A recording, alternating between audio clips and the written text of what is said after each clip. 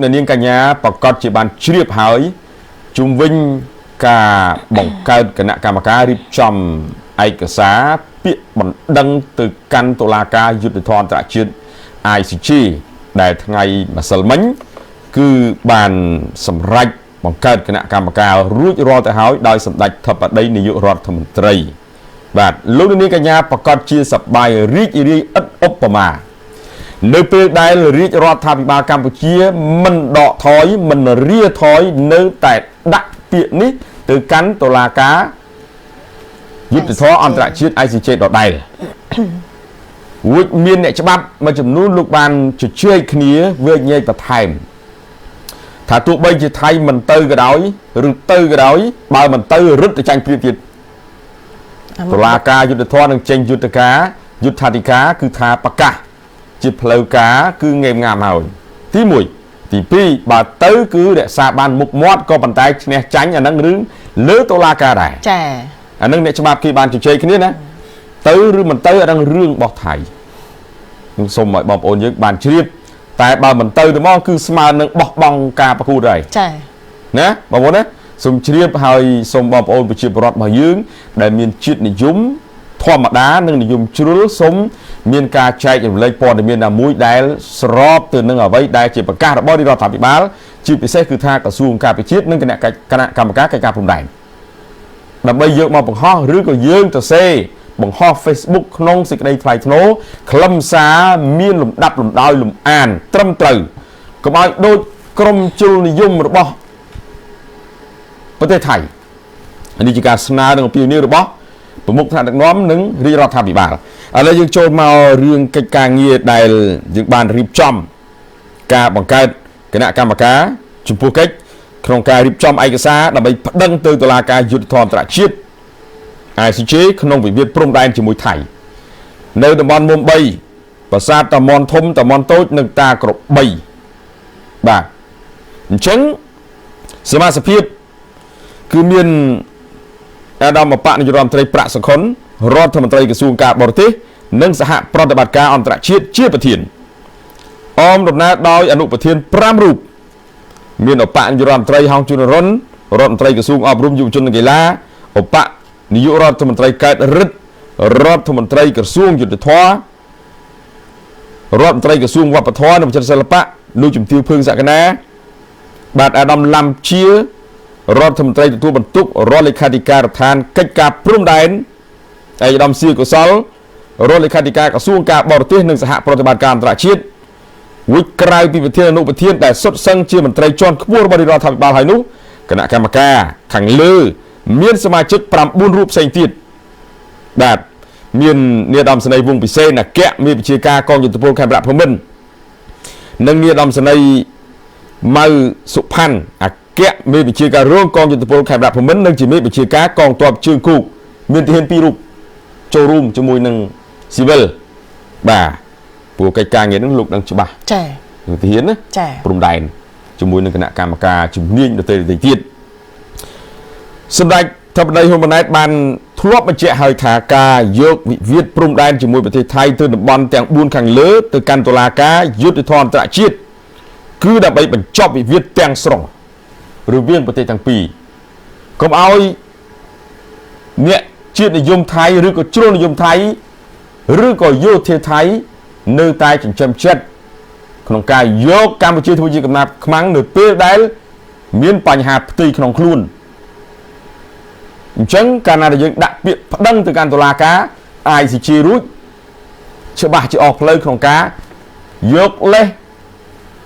មកធ្វើរឿងមិនគប្បីដល់កម្ពុជាជាពិសេសគឺថាថ្ងៃ28បងប្អូនប្រកាសជាបានចាំហើយយោធាថៃបានបើកការបាញ់ប្រហារមកកាន់លេនដ្ឋានរបស់កម្ពុជាយើងបណ្ដាលឲ្យស្លាប់យោធិនយើងមួយរូបអញ្ចឹងកម្ពុជាសូមបញ្ជាក់ជាថ្មីគឺមិនដើរថយក្រោយទេសូមឲ្យបងប្អូនយើងបានជ្រាបរឿងកិច្ចការងារព្រំដែនរឿងផ្សេងទំនាក់ទំនងក្នុងក្របខ័ណ្ឌសហប្រតិបត្តិការល្អជាមួយគ្នារវាងរាជរដ្ឋាភិបាលនិងរាជរដ្ឋាភិបាលរវាងមន្ត្រីច្រកនិងមន្ត្រីច្រកប្រជាជននិងប្រជាជនក្នុងការដើរលើទៅសស្ដំផ្លូវត្រូវរបស់គ្នា ដើម្បីយកបញ្ជាបញ្ហាសង្គ្រាមបាទហើយនៅក្នុងសេចក្តីសម្រេចនៃការរៀបចំបង្កើតគណៈកម្មការប្តឹងទៅតុលាការយុត្តិធម៌អន្តរជាតិនោះគឺយើងបានកំណត់ទៅលើប្រការមួយត្រូវបានបង្កើតគណៈកម្មការរៀបចំឯកសារដើម្បីប្តឹងទៅតុលាការយុត្តិធម៌អន្តរជាតិករណីតំបន់មុំ3ប្រាសាទតាមាន់ធំប្រាសាទតាមាន់តូចប្រាសាទតាក្របីដែលមានសមាជិកភាពបាទប្រធានអនុប្រធាននៃគណៈកម្មការនៃការរៀបចំដាក់ពាក្យបណ្ដឹងទៅកាន់តុលាការបាទដូចបងប្អូនយើងបានជ្រាបហើយបាញ់មិញខ្ញុំរាប់ហើយប្រការ2គណៈកម្មការនេះមានភារកិច្ចដូចតទៅពិនិត្យនិងសម្រេចជ្រើសរើសមេធាវីអន្តរជាតិការពារក្តីនៅតុលាការយុត្តិធម៌អន្តរជាតិករណីតំបន់មុំ3ប្រាសាទតាមាន់ធំតាមាន់តូចនិងតាក្របីតាមសំណើរបស់ក្រមការងារកិច្ចការច្បាប់ពិនិត្យនិងសម្រេចលើឯកសារដែលបានចងក្រងដោយក្រមការងារកិច្ចការច្បាប់ជាមួយមេធាវីអន្តរជាតិសម្រាប់បញ្ជូនទៅតុលាការយុត្តិធម៌អន្តរជាតិពិនិត្យនិងសម្រេចលើការងាររបស់ក្រមការងារកិច្ចការទូតតាមការចាំបាច់ទំនាក់ទំនងការងារជាមួយតុលាការយុត្តិធម៌អន្តរជាតិដើម្បីដំណើរការនីតិវិធីច្បាប់ក្នុងការប្តឹងទៅតុលាការយុត្តិធម៌អន្តរជាតិធ្វើជាតំណាងរបស់កម្ពុជានៅចំពោះមុខតុលាការយុត្តិធម៌អន្តរជាតិចាប់ពីដំណាក់កាលនៃការដាក់ពាក្យប្តឹងរហូតដល់ការបញ្ចប់នីតិវិធីរបស់តុលាការយុត្តិធម៌អន្តរជាតិរាយការណ៍អំពីលទ្ធផលការងារនិងស្នើសុំការណែនាំតាមការចាំបាច់ពីប្រមុខរាជរដ្ឋាភិបាលអនុវត្តភារកិច្ចផ្សេងទៀតតាមរយៈការប្រគល់ពីប្រមុខរាជរដ្ឋាភិបាលនេះសម្រាប់ប្រការ2ដែលបានប្រការ1គឺមានប្រធានអនុប្រធានសមាជិក5ដល់10រូបបាទប៉ុន្តែខ្ញុំរៀបរាប់មិនអស់ទេបងប្អូនខ្ញុំរាប់តាប្រធានអនុប្រធាន5រូបហើយនឹងសមាជិក4រូបចា៎បាទ9រូបហើយក្រៅពីហ្នឹង5 6រូបទៀតគឺខ្ញុំមិនរាប់ទេព្រោះច្រើនពេកបាទប្រការ3គណៈកម្មការនេះមានក្រុមការងារចំណុះចំនួន2ក្រមគណៈកម្មការក្រុមការងារខាងផ្នែកច្បាប់និងក្រុមការងារការទូតបាទការងារផ្នែកច្បាប់ជាណាបាទក្រុមការងារផ្នែកច្បាប់គឺឯកឧត្តមកើតរិទ្ធឧបនាយករដ្ឋមន្ត្រីក្រសួងមហាផ្ទៃសូមបន្ទោសរដ្ឋមន្ត្រីក្រសួងយុត្តិធម៌ជាប្រធានបាទហើយប្រការ3ហ្នឹងគឺយើងបានបង្កើតក្រុមការងារចំពោះកិច្ចគឺមាន2ក្រុមគណៈកម្មការរៀបចំឯកសារប្តឹងហ្នឹងដូចខ្ញុំបានជម្រាបជូនអញ្ចឹងគឺក្រុមការងារកិច្ចការច្បាប់ក្រុមការងារកិច្ចការការទូតរួចប្រការ4ក្រុមការងារកិច្ចការច្បាប់មានសមាជិកភាពទី1អាដាមកើតរិទ្ធទី2អាដាមអតីតសភាចាសុកស៊ីផាណាទេសរដ្ឋមន្ត្រីទទួលបន្ទុកបេសកកម្មពិសេសជាអនុប្រធានទី3អាដាមឡាំជារដ្ឋមន្ត្រីទទួលបន្ទុករដ្ឋលេខាធិការដ្ឋានកិច្ចការព្រំដែនអនុប្រធានទី4អាដាមអតីតសៀកុសលរដ្ឋលេខាធិការក្រសួងការបរទេសនិងសហប្រតិបត្តិការអន្តរជាតិជាអនុប្រធានទី5ឯកឧត្តមបណ្ឌិតសៀម៉ៅរដ្ឋលេខាធិការទីស្តីការគណៈរដ្ឋមន្ត្រីនិងជាអនុប្រធានក្រុមប្រឹក្សាអ្នកច្បាប់ជាសមាជិកបាទហើយមានប្រមាណជាមើលមិញដល់5ហ្នឹងណាចាច្រើនរូបចឹង21រូបសរុបខ្ញុំអានមិនអស់ទេបាទច្រើនណាស់បងប្អូនយើងចូលទៅពិនិត្យលម្អិតបន្ថែមតាមរយៈនីតិសេចក្តីប្រកាសរបស់រដ្ឋាភិបាលចោះបាទ21រូបសរុបណាកិច្ចការងារអ្នកច្បាប់បាទអញ្ចឹងក្រុមកិច្ចការងារអ្នកច្បាប់មានសមត្ថកិច្ចជាអាចពិនិត្យនិងផ្ដល់យោបល់លើបញ្ជីឈ្មោះមេធាវីដែលបានមកពីក្រសួងការបរទេសនិងសហប្រតិបត្តិការអន្តរជាតិដើម្បីដាក់ជូនគណៈកម្មការពិនិត្យនិងសម្រេចរៀបចំចងក្រងឯកសារជាមួយមេធាវីអន្តរជាតិសម្រាប់បញ្ជូនទៅតុលាការយុត្តិធម៌អន្តរជាតិដើម្បីដាក់ជូនគណៈកម្មការពិនិត្យនិងសម្រេចសិក្សាស្រាវជ្រាវផ្ដល់យោបល់ផ្នែកច្បាប់ជូនគណៈកម្មការអនុវត្តភារកិច្ចផ្សេងទៀតតាមការប្រគល់ពីប្រធានគណៈកម្មការបាទប្រការ5ក្រុមការងារកិច្ចការការទូតដែលបងប្អូនត្រូវចាំណាការទូតវាមាន2ច្បាប់និងការទូតត្រូវដើរចំគ្នាអត់អាចបានអត់អាចមាននរណាមួយខ្វះនរណាមួយបានទេអញ្ចឹងនៅក្នុងប្រព័ន្ធដស័យដសងធំរបស់គណៈកម្មការរៀបចំឯកសារដាក់ពាក្យបណ្ដឹងទៅតុលាការយុត្តិធម៌អន្តរជាតិហ្នឹងគឺយើងមាន2ជាសំខាន់ហ្នឹងចា៎បាទទី1ផ្នែកច្បាប់ទី2កិច្ចការការទូតប្រការ5គឺបង្កើតក្រុមការងារកិច្ចការការទូតមានសមាជិកភាពទី1លោកជំទាវអៀតសោភារដ្ឋលេខាធិការប្រចាំការក្រសួងការបរទេសនិងសហប្រតិបត្តិការអន្តរជាតិជាប្រធានបាទទី2ឯកឧត្តមហមក្រាញ់តូនីរដ្ឋលេខាធិការទីស្តីការគណៈរដ្ឋមន្ត្រីជាអនុប្រធាន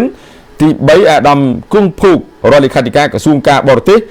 សហប្រតិបត្តិការអ អន្តរជាតិជាអនុប្រធានបាទអញ្ចឹងគឺមានប្រធាន2រូបទៀតច្រើនណាស់បាទអាដាមកាន់ផារិតរដ្ឋលេខាធិការក្រសួងការបរទេសអាដាមអឹងរចនារដ្ឋលេខាធិការក្រសួងការបរទេសបាទហើយទី